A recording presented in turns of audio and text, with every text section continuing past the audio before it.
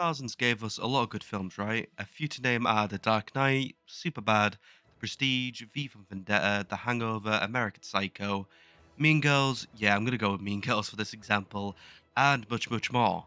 However, we also had a very popular subgenre be born and mostly die as well. This is the parody genre which brought us such hits as Meet the Spartans, Disaster Movie, Epic Movie, and unfortunately much, much more. However, one of the few acceptance of these 2000 parodies that I liked after the age of 10 is Superhero Movie. So let's have a quick look back at it. This movie was released in 2008 and is clearly a superhero parody. It was written and directed by Craig Mazin and produced by David Zucker. It was mainly a spoof of Sam Raimi's original Spider-Man and Christopher Nolan's Batman Begins. The main poster shares a resemblance in the Scary Movie posters as well. It also was inspired and contains homages to some of Zucker's early work like Airplane and The Naked Gun. The film follows teenage loser Rick Riker, who has a bite from a genetically altered insect who gives him superior abilities, but he decides to use them to protect the public. He dons a tight costume becoming the Dragonfly, however he has a new villain known as the Hourglass in his way, who plans to become immortal by sucking the life force out of anyone who gets in his way. Unfortunately, this does star Drake Bell in his good years as Rick Riker.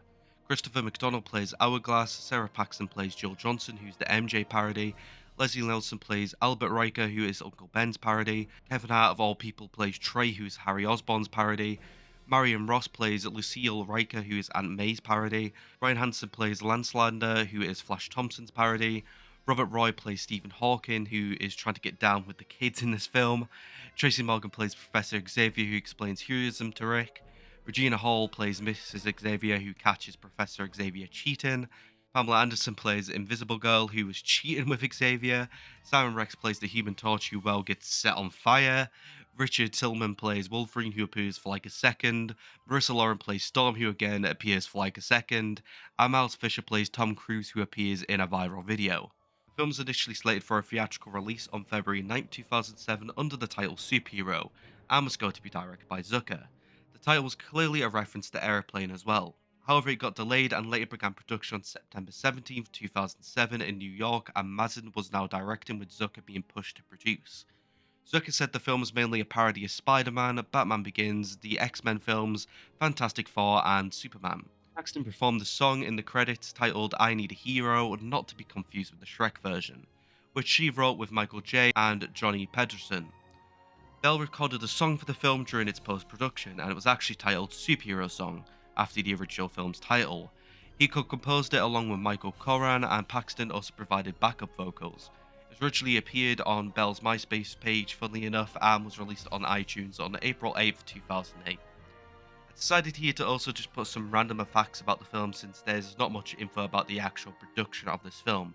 But be aware these are facts from IMDb trivia, so some might be a little false, some might not be. Jeffrey Tambor, who appeared in the film, was on set for only 2 days while he was having a break from filming Hellboy 2: The Golden Army. This was a parody of Spider-Man, and well, the star Bell, when he was liked by people, ended up actually voicing the superhero in the 2012 cartoon named Ultimate Spider-Man. This film was not actually screened to critics. Honestly, this one is not surprising.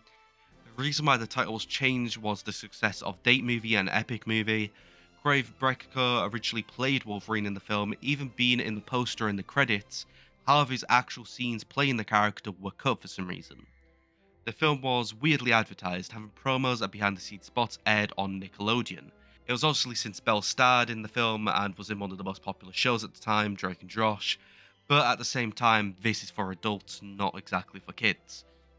Rip Torn was actually going to appear in this film, but was replaced. The role was the parody of J. Jonah Jameson. Then finally, Marsden actually appeared as a cameo in the film as the janitor.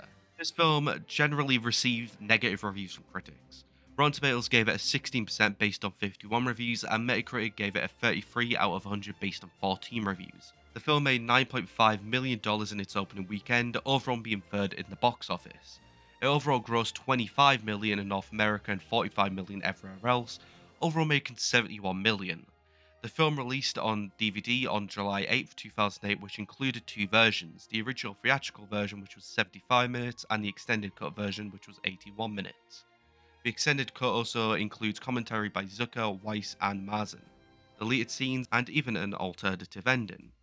As mentioned, these usual parody movies from the 2000s are straight up trash and unfunny. However, this and the first two Scary movies are exception to me. This movie is simply hilarious, still being fast paced and ridiculous like its counterparts, but doesn't get too dumb to overall ruin the story and the characters, even with it being a retelling of the original Spider Man with some Batman mixed into it. Now, I know who stars in this film, and I've already kind of mentioned that he was in good light while this was made. But let's just overall ignore what he did, and that there's other cast and crew that worked on this film and haven't done anything wrong. Well, anything wrong that's been put in the limelight, because, well, it took a good while for this man to actually get exposed for what he did. So I still give the cast props for being hilarious, but still traditional in their roles. Especially Leslie Nielsen, who unfortunately passed away about 10 years now, which is so sad. Also, Christopher McDonald also played a villain that was just as camp as most 2000 superhero villains, which really worked for the film as well. And then, even being the effects, being in the parody movie, these were actually pretty spot on. I will overall give the film a 4 out of 5 or 8 out of 10. So yeah, that was me covering superhero movie. I was initially a bit hesitant with the star of this film, but you know what? There's a lot of films that now star horrible actors who did horrible things on the same line. Funny enough, but these films can't really exactly be ruined because of one or two people. There's still a lot of cast and a lot of crew that worked on these films and put their heart and soul into it, just as much as these horrible people. So yeah, I decided to cover this. If you have a problem, I'm very sorry for covering stuff like this, but it's a childhood movie to me. It has Drake and Josh is admittedly one of my favorite Nickelodeon shows still. I just don't want one person to ruin a project, and that's really how I see it. Obviously, I don't support the man whatsoever. Even then, when it comes to covering Ultimate Spider-Man and other things, if you see me promote this video, you will not see the man's name actually promoted in hashtags or being tagged. I'm simply just putting his character's face on there because unfortunately it was played by a horrible person. So yeah, just my overall thoughts about it. Loved growing up with this film, even though I really shouldn't. Um, yeah, I just randomly decided to watch it again recently, and it's available on YouTube. At least for the UK region, it's available on YouTube for free. So I'd highly recommend checking out if you haven't. But if you have, please comment down below your own thoughts of the film, any extra trivia facts about it that you have. I'd love to really hear it, to be honest. Consider liking the video if you did like it, and subscribing if you've been seeing my content for a while now. So yeah, I haven't really got anything else to say other than fuck Drake Bell, but I still love this movie and Drake and Josh. So yeah, I'll see you for whatever I cover next week. King of the Hill, brought to you by Superhero Movie, in theaters everywhere Friday, March 28th.